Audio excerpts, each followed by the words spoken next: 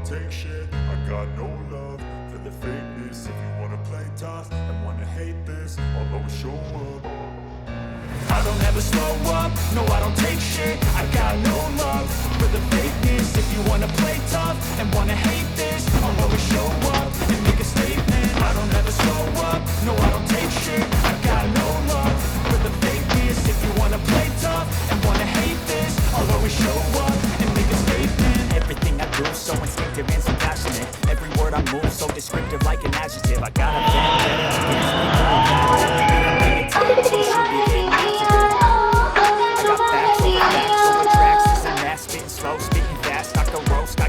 Think I'm okay at last, but I don't know if that can erase all the past and the pettiness. A reflection of the emptiness, hilarious. You think you're worth my time, you're delirious. Mysterious, because you hide behind a fake exterior. Inferior, you know I'll always be a bit superior. Get off of me, this ain't no humble brag. I want you to hear words, you can say them back. I want you to feel free from the chains that last.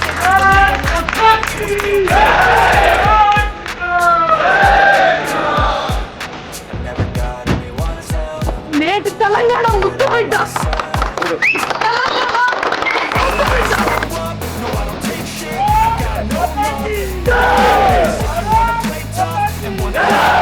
రజాకారుల టైంలో పుట్టడానికి కొంచెం బాధగా ఉంది, ఇప్పుడు పుట్టినందుకు సంతోషంగా ఉంది. కేటగారి cinema చూసి అదృష్టం బాగా దొరికింది.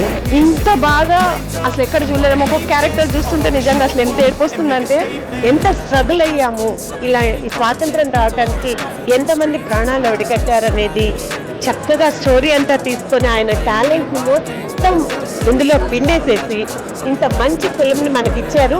గూస్ బంప్స్ వచ్చి చాలా చోట్ల లిటరలీ గాట్ గూస్ బంప్స్. రజాకారుల విషయం మనం ఎప్పుడు విన్నాం కానీ ఇంత గొప్పగా ఏట తెచ్చినట్టుగా ఇంత గొప్పగా తీయనేది చాలా ఆనందంగా ఉంది.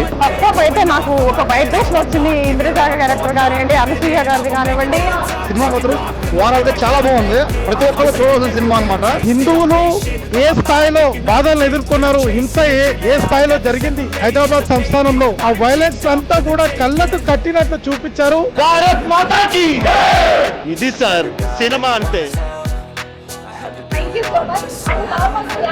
నేను దాదాపు ఒక 18 సంవత్సరాలుగా చూస్తూ ఉన్నాను అనమాట.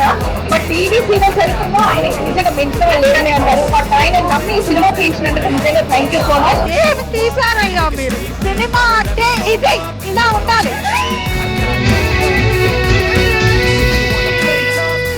చర్చలు లేవు, సంధి లేదు, యుద్ధం జరగాల్సిందే.